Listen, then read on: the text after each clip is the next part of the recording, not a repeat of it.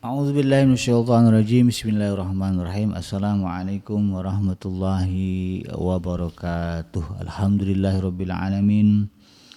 Wa bihi nasta'in ala umuri dunya waddin. Wassalatu wassalamu ala asrafil anbiya'i wal mursalin sayyidina Muhammadin wa ala alihi wa ashabihi ajma'in. Ya alimullah ma'alimna ma yanfa'una wa anfa'na bima 'allamtana wa zidna ilma wa arana al-haqqa haqqa warzuqna ittiba'ah. Wa aronal batila batila warzuqna jitinabah. Rabbana innana amanna faghfir lana dzunubana wa qina adzabannar. Allahumma ighfir lil muslimin wal muslimat al-ahya'i minhum wal amwat innaka antas sami'un qaribun mujibu da'wat wa ya qadiyal hajat. Amma ba'd. Alhamdulillah, segala puji dan syukur adalah milik Allah, Tuhan semesta alam yang telah menciptakan kita, dan karena rahmat dari Allah Subhanahu wa taala kembali kita dipertemukan Allah di channel YouTube iDream TV dalam program Tadabbur Al-Qur'an, di mana kita akan kembali sama-sama menelaah apa yang Allah Subhanahu wa taala firmankan di dalam Al-Qur'an untuk kita tadabburi, kita ambil pelajaran dalam rangka meningkatkan kualitas iman dan takwa kita kepada Allah. Tidak lupa kita baca salawat dan salam. Allahumma sholli ala Sayyidina Muhammad wa ala ali Sayyidina Muhammad. Assalamualaikum ayuhan Nabi wa rahmatullahi wabarakatuh. Semoga Allah terima salawat dan salam yang kita baca dan dilimpah curahkan kepada para nabi dan para rasul, wabil khusus Rasulullah Muhammad sallallahu alaihi wasallam. Dan semoga kita termasuk ke dalam kelompok orang yang akan berbahagia ketika berjumpa dengan Allah nanti di yaumul mahsyar, dijauhkan dari siksa api neraka dan dimasukkan ke dalam jannahnya, serta dipertemukan dengan Rasulullah sallallahu alaihi wasallam insyaallah. Amin ya rabbal alamin. Sahabat hadirin yang dirahmati Allah dimanapun Anda berada, melanjutkan kajian kita di dalam program Tadabbur Al-Quran. Kita akan beralih dari ayat yang ke-37. Sekarang kita bahas ayat yang ke-38 dan juga ayat yang ke-39 surah Al-Baqarah. Di ayat yang sebelumnya kita disuguhkan kisah bagaimana Nabi Allah Adam alaihissalam, kakek moyang kita, yang akhirnya kemudian harus terusir dari surganya Allah Subhanahu wa taala. Lalu kemudian beliau dan juga istrinya Bunda Hawa, Sayyidah Hawa, bertobat kepada Allah Subhanahu wa taala, memohon ampun kepada Allah Subhanahu wa taala dengan doa yang diberikan langsung, diajarkan langsung oleh Allah, beberapa kalimat. Lalu dengan kalimat itu keduanya bertobat kepada Allah, dan kemudian Allah Subhanahu wa taala menerima taubat mereka. Maka di ayat yang ke-38 dan ayat yang ke-39 ini menjadi penutup atas peristiwa atau kisah yang Allah sebutkan terkait dengan Nabi Allah Adam alaihissalam. Sehingga kemudian bisa kita simpulkan bahwa kedua ayat ini merupakan kesimpulan yang harus kita fahami dari kisah yang Allah paparkan tentang Nabi Allah Adam alaihissalam. Di mana kisah utamanya di sini sebagaimana Allah sebutkan di ayat yang ke-38, a'udzubillahi minasyaitonirrajim, qul nahbitu minha jami'a fa imma ya'tiyannakum minni hudan faman tabi'a hudaya fala khaufun 'alaihim wa lahum yahzanun. Allah Subhanahu wa taala menegaskan di sini, qul nahbitu, lalu kami katakan kepada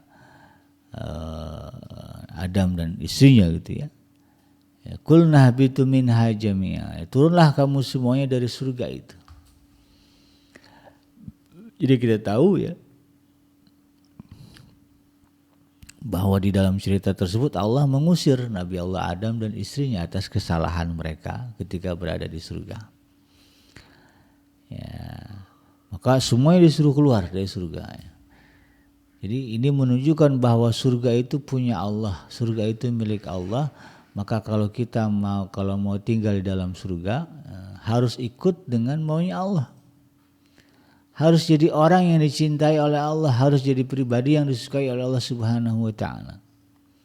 Ini pelajaran besarnya gitu kan. Jadi tidak mungkin kita akan tinggal dalam surganya Allah kalau kemudian kita hidup di dunia ini dengan cara kita sendiri atau dengan cara selain dari caranya Allah Subhanahu wa taala. Itu tidak mungkin.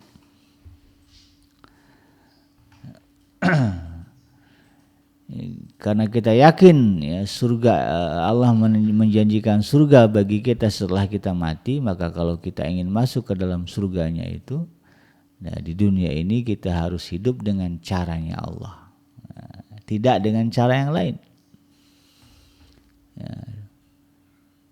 Jadi ini yang kemudian harus kita betul-betul pahami, sehingga pada prakteknya apapun yang kita lakukan, yang ada di dalam benak kita, ini Allah ridho enggak?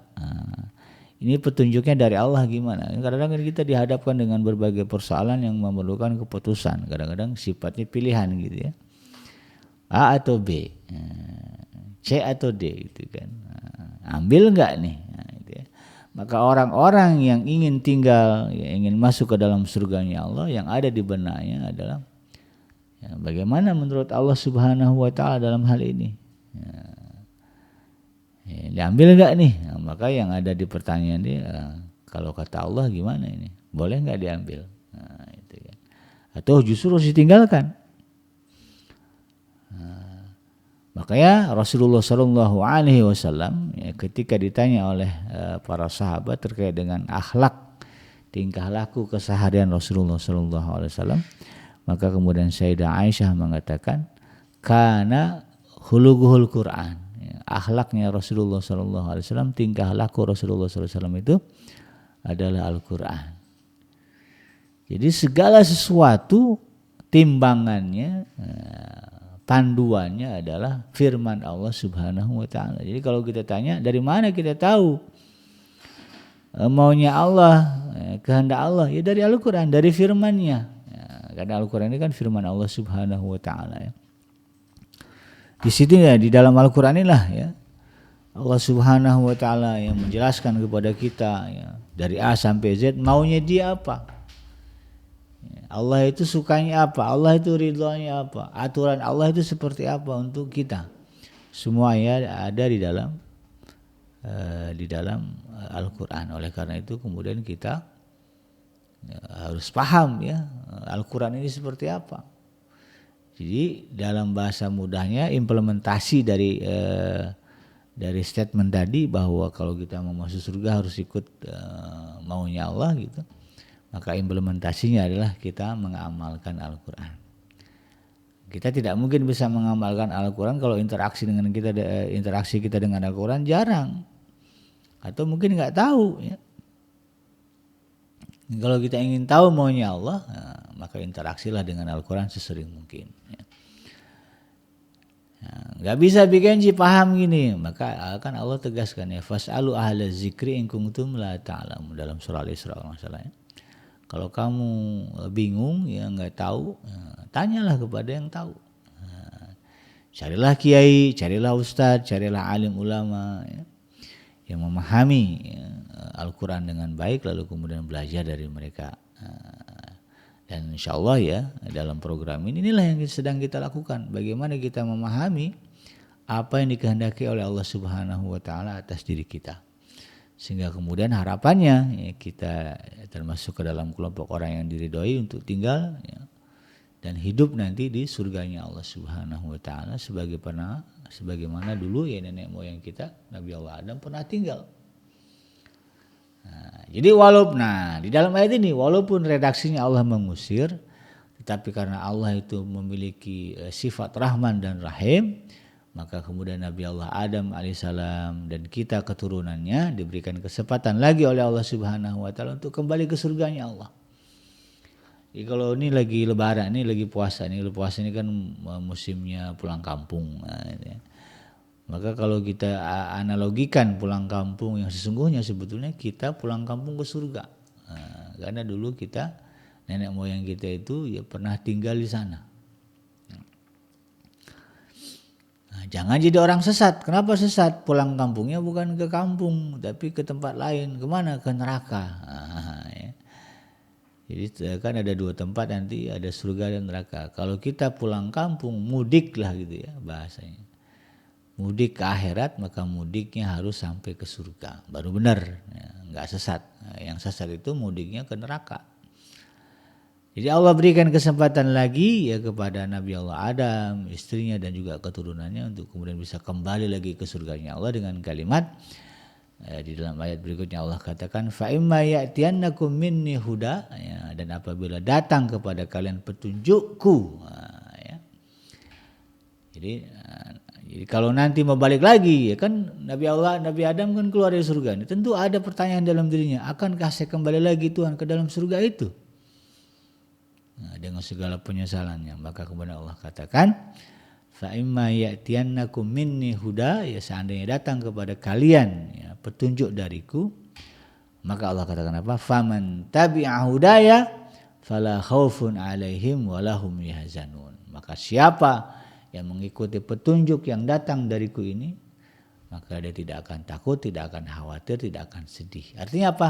Confirm nanti insya Allah masuk lagi ke dalam surganya Allah. Tidak perlu khawatir ya nanti setelah mati bagaimana. Pasti akan Allah masukkan ke dalam surganya. Kalau ikut petunjuk Allah. Nah, jadi kan surga itu kan gaib ya sahabat Edrim yang dirahmati Allah. Dalam artian kita tidak tahu tuh ya belah mana surga ya. Kan gak ada orang yang tahu ya surga ini belah mana gitu. Langit belah mana kan gak tahu. Gelap ya, kita tidak tahu tuh. Maka yang tahu itu hanya Allah, dan Allah kemudian menunjukkan petanya. Ada petanya nih, ini peta menuju surga. Apa itu peta menuju surga? Di mana kita bisa menemukan peta menuju surga? Ini dia. Ada di dalam Al-Qur'anul Karim.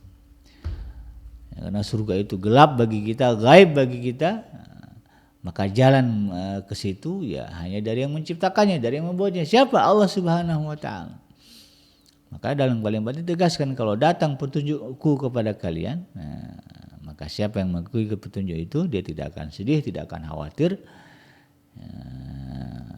Kenapa? Karena mereka yakin ya akan dimasukkan kembali ya, ke dalam surganya Allah Subhanahu wa taala ya. Maka kemudian jangan jangan lengah, jangan lalai untuk kemudian belajar ya. Memahami apa yang Allah sebutkan, apa yang Allah firmankan di dalam Al-Quran. Agar apa? Agar kita bisa dibimbing oleh Allah menuju ke surganya Allah. Belok kiri, belok kanan, lurus. Ya. Sebelah mana nanjaknya, ya, itu kan diterangkan semua di dalam Al-Quran. Sehingga kita nanti sampailah ke dalam surganya Allah Subhanahu wa ta'ala. Dan insya Allah ya kalau kita mengikuti apa yang Allah sebutkan di dalam Al-Quran ya tidak ada kesedihan bagi kita, tidak ada rasa khawatir. Jadi kalau ada di antara kita yang masih khawatir, ya, ini kalau saya mati kira-kira masuk surga nggak ya? Nah, kalau masih ada kekhawatiran itu, nah perlu introspeksi, jangan-jangan keyakinan kita ya di dalam mengamalkan Al-Quran kurang pas gitu ya. Kita masih ragu, masih banyak maksiat, masih banyak keingkaran, masih banyak perintah Allah yang kita abaikan. Wajar kalau kemudian masih ada kekhawatiran. Tapi kalau semuanya kita rasa ya, semuanya Allah perintahkan dalam Al-Quran sudah kita jalankan, semua larangan Allah sudah kita patuhi, ya. Maka insya Allah itu ya tidak ada kekhawatiran, tidak ada rasa takut sebagaimana ditegaskan di dalam ayat ini. Ya. Lalu kemudian di ayat yang ke-38-nya, ayat yang ke-39-nya Allah Subhanahu wa taala menegaskan wallazina kafaru wa kazzabu biayatina ulaika ashabun nari hum fiha khalidun. Nah, ini opposite ini, lawan ini ya. Ya, kalau tadi mereka yang mengikuti petunjuk Allah Subhanahu wa taala maka dia akan dibimbing Allah masuk ke dalam surganya. Nah, sebaliknya ya mereka yang kemudian acuh cuek ya tidak ikut, tidak mau dengar, tidak mau patuh terhadap apa yang Allah turunkan ya, petunjuk yang datang dari Allah Subhanahu wa taala, dalam bahasa Al-Qur'an disebut sebagai orang yang kafir ya. Wa kadzabu bi ayatina, bahkan mendustakan ayat-ayat kami. Ya, sudahlah dia ingkari lalu kemudian kampanye lagi ya ke orang-orang Al-Qur'an ini enggak benar. Nah, masa iya ya, poligami dibenarkan, alasannya gitu ya. Masa iya hukum waris laki-laki lebih banyak daripada perempuan. Nah, ini enggak benar Qur'ani gitu ya. Nah, ya diangkat ya isu-isu ayat-ayat ya, sehingga kemudian seolah-olah ya Al-Qur'an itu tidak relevan, tidak benar. Berapa banyak orang yang punya kesimpulan Al-Qur'an ini tidak relevan ya, dengan kehidupan kita hari ini, karena ini turun 14 abad yang lalu, hidup kita sekarang udah beda. Banyak ya, ada orang yang punya kesimpulan begitu. Bahkan ada yang akademisi ya, dulu ada tuh yang lagi ramai profesor ya dari kampus mana itu ya, menyebut Al-Qur'an ini tidak relevan lagi karena isinya cuma dongeng cerita. Ya, ada yang menyebut sebagai kitab fiksi gitu ya. Nah, orang-orang begini kata Allah Subhanahu wa taala, ulaika ashabun nar. Mereka lah orang-orang yang akan dimasukkan ke dalam neraka. Mereka adalah sahabatnya neraka, ashabun nar. Ya, sahabat neraka. Kan ada sekarang istilahnya sahabat ya, sahabat dekat gitu. Maka orang-orang ya, yang disebutkan tadi itu ya, tidak mematuhi Al-Qur'an lalu kemudian mengkampanyekan ya kepada manusia bahwa Al-Qur'an tidak benar, yang mengajak kepada keingkaran juga itu, maka kata Allah ulaika ashabun nar, mereka adalah penghuni neraka. Maka jangan harap ketika mati begitu lepas aja nyawa dari badan gitu ya, maka mulailah ya penderitaan, ya, azab, kesengsaraan akan dijalani, dan puncaknya adalah ya, dimasukkan ke dalam neraka, dan yang lebih tragis lagi adalah hum fiha khalidun. Allah tegaskan mereka kekal di dalamnya. Nauzubillah min zalik. Ya, kita tentu tidak ingin. Ya sudahlah di dunia kadang-kadang kita tidak jadi raja, ya di dunia juga kita tidak jadi penguasa, tidak juga jadi orang yang berharta banyak gitu ya. Lalu kemudian ketika mati masuk pula ke dalam nerakanya Allah, nauzubillah. Ya at least kalau kita di dunia hidup biasa-biasa aja, ya bukan siapa-siapa, maka berharaplah agar nanti ketika mati ya Allah berikan kita kesenangan, kebahagiaan yang tiada tara, yaitu masuk ke dalam surganya Allah gitu. Kadang-kadang kalau saya perhatikan sedih juga ya ngelihat ada orang-orang yang kadang secara ekonomi pas-pasan gitu ya, yang utang sana utang sini, tapi sama maksiat rajin gitu ya. Ya, punya duit dikit aja maksiat. Nah, ada beberapa orang yang saya perhatikan begitu. Kalau lagi nggak punya duit tuh susah banget gitu ya. Minjem sana, minjem sini. Begitu punya duit dikit maksiat. Ya, belacur, minum gitu ya. Nah kayak gini ini nggak tahu diri ya. Nggak kebayang sama dia betapa ruginya. Ya, di dunia bukanlah siapa-siapa gitu kan, di akhirat lebih parah lagi, diazab, masuk ke dalam neraka. Nah, itu kita tidak ingin ya. Sebaliknya itu tadi ya, nah, ini juga menjadi hiburan bagi sahabat-sahabat iDream yang kalau di dunia mungkin, kalau sekarang lah sering merasa dilecehkan, direndahkan orang ya, karena kemiskinan, karena ketidakmampuan, karena ya, orang melecehkan kita gara-gara kita nggak bisa gitu ya. Ya nggak apa-apa, ya catat saja di dalam hati kita, ya kita minta kepada Allah di akhirat ya kita bisa berbahagia. Nah, di dunia ini biar aja orang ngomong apa, tapi kita minta kepada Allah, ya Allah masukkanlah aku ke dalam surgamu, sehingga kemudian apa yang tidak bisa kita raih di alam dunia ini ya bisa kita raih nanti di akhirat, di surganya Allah. Kadang-kadang saya suka menghibur ya mahasiswa-mahasiswa tempat saya ngajar. Gak apa-apa ya kita di dunia muka pas-pasan yang gak cantik-cantik amat gitu ya, dibilang orang jelek begitu.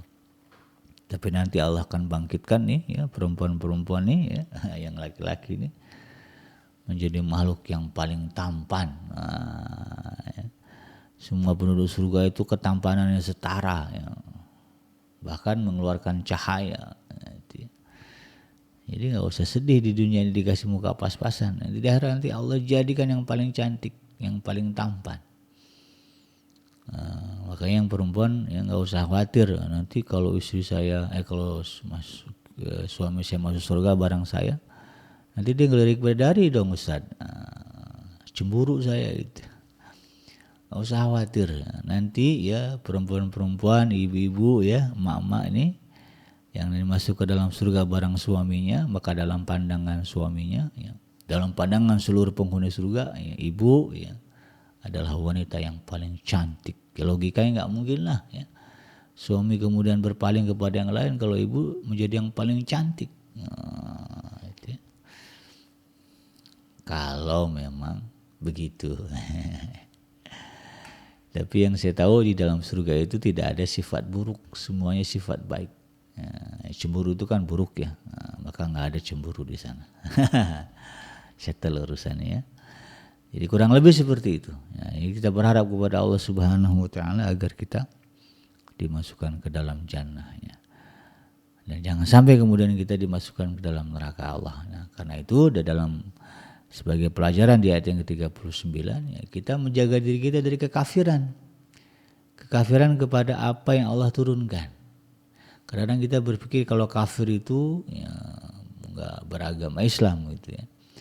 Kadang-kadang kita, persoalannya dari pemahaman itu kita meluputkan, ya, melewatkan pemahaman bahwa kadang-kadang kita juga mengingkari Al-Quran juga itu. Memang nggak semuanya kita ingkari ya, bagian tauhid kita iman kepada Allah, tapi bagian yang lain ada yang kita ingkari. Bagian sedekah misalnya, ya, bagian ibadah misalnya kita ingkari. Itu kayak tadi misalnya ada yang mengingkari Al-Quran di bagian waris, ada yang mengingkari Al-Quran di bagian itu ya, poligaminya. Padahal semua yang diturunkan Al-Quran itu adalah kebenaran, hukum yang memang diperuntukkan Allah untuk kita manusia. Jangan kemudian ditaati sebagian, diingkari sebagian. Itu ahli kitab namanya ya. Nah, kenapa ahli kitab itu dilaknat oleh Allah Subhanahu Wa Taala? Ya orang-orang Yahudi sebelum kita dulu ya, karena mereka itu tadi ya mengimani sebagian perintah Allah dan mengingkari sebagian lainnya. Giliran ibadah gitu ya, ayo ke masjid, ayo kalau dulu gitu, ayo ke kuil, mereka suruh manusia ke kuil ya, ibadah. Tapi giliran larangan riba ya, banyak dulu pendeta-pendeta Yahudi itu enggak mau ya mengamalkan itu, disembunyikan itu ayat tentang riba ya, karena bagi mereka keuntungannya berlipat-lipat. Nah yang kayak gini nih ya, harusnya khawatir kita, jangan-jangan kita juga begitu ya, kita mengimani sebagian apa yang Allah firmankan, tapi kemudian kita juga mengingkari sebagian apa yang Allah firmankan. Khawatirnya ya, nah, yang kayak gini-gini menyebabkan kita terganjal ya, atau susah ya, masuk surga. Nah, kita maunya masuk surga itu langsung ya, VIP, nggak pakai. Ya, saya ingat banget tuh kadang-kadang dulu kalau naik pesawat ya, paling seneng rasanya itu kalau prosesnya cepat. Tapi bete rasanya kalau sudah mulai itu ya, dihambat di sana, dihambat di sini, ujung-ujungnya nggak bisa masuk. Pernah begitu kejadian. Itu sedih sekali gitu. Makanya kan ada orang yang rela ya bayar lebih agar kemudian mendapatkan privilege ya, keutamaan bisa lebih dulu masuk ke pintu pesawat. Nah, ini suka dibedain kan, ada barisan yang dulu masuk, yang duluan gitu ya masuk ke dalam pesawat, ada yang nunggu dulu setelah mereka. Karena pada dasarnya kita begitu ya, kita nggak suka ya kebaikan, jalan kita menuju kebaikan itu dihambat. Maka jangan sampai kemudian ya harapan kita untuk masuk ke dalam surganya Allah Subhanahu Wa Taala ini dihambat oleh tingkah laku kita, keingkaran kita terhadap sebahagian apa yang Allah Subhanahu Wa Taala firmankan. Ya. Kalau memang Allah perintahkan, kerjakan. Kalau Allah larang, ya tinggalkan, jangan dikerjakan, walaupun kita merasa kita dirugikan. Nah, itu ya, dirugikan dengan larangan itu. Ya, pada dasarnya ya, kerugian itu pun hanya sementara dan semu, sebetulnya tidak rugi gitu kan. Kitanya aja yang merasa rugi karena dibisiki oleh setan gitu kan. Kayak tadi itu ya, hukum waris, kenapa perempuan lebih sedikit daripada laki-laki, ya rugi gitu ya. Kayaknya rugi gitu, padahal sebetulnya tidak ada kerugian di sana. Kita aja yang berpikir itu satu kerugian. Nah, yang kemudian kita harus pahami. Sehingga ya sahabat Adrim yang dirahmati Allah, ya sebagai pelajaran besar dari kisah Nabi Allah Adam alaihissalam yang disebutkan dalam surah Al-Baqarah ini, ya, di ayat yang ke-38 dan 39 Allah simpulkan bahwa kita dulu pernah tinggal di dalam surga, maka insya Allah kalau kita mematuhi apa yang Allah perintahkan, mematuhi apa yang Allah larang, kita akan kembali lagi ke surganya Allah Subhanahu wa Ta'ala. Nah, dan jangan kita berpikir bisa masuk ke dalam surga tanpa mematuhi apa yang Allah kehendaki, tanpa mematuhi aturan-aturan Allah. Nabi Adam aja yang udah tinggal di surga bisa keluar dari surga gara-gara nggak patuh kepada Allah. Nah, kita sekarang yang belum masuk ke dalam surga udah nggak patuh, ya gimana bisa masuk ke dalam surga ya? Ya udah di surga aja kalau nggak patuh dilempar ke dalam keluar dari surga. Nah ini kita masih di alam dunia itu kan, mau masuk ke dalam surga udah nggak patuh kepada Allah, apa mungkin kita akan dimasukkan ke dalam surganya Allah Subhanahu wa Ta'ala? Nah, mimpilah orang yang mengatakan saya pengen masuk surga tapi kemudian dia tidak mematuhi apa yang diperintahkan Allah, tidak mematuhi apa yang dilarang oleh Allah Subhanahu wa Ta'ala. Nah, kita berharap ya semoga Allah memberikan kita kekuatan agar kita mampu ya mematuhi, menaati segala apa yang Allah sebutkan di dalam Al-Quran, ya baik itu berupa perintah maupun juga larangan. Demikian sahabat Adrim yang dirahmati Allah, mudah-mudahan bermanfaat. Yang benar datang dari Allah Subhanahu wa Ta'ala, dan yang salah semata-mata lahir dari kealfaan dan kehilapan saya pribadi. Saya bikin pamit undur. Subhanaka Allahumma rabbana wa bihamdika asyhadu an la ilaha illa anta astaghfiruka wa atubu ilaik. Walhamdulillahirabbil alamin. Assalamualaikum warahmatullahi wabarakatuh.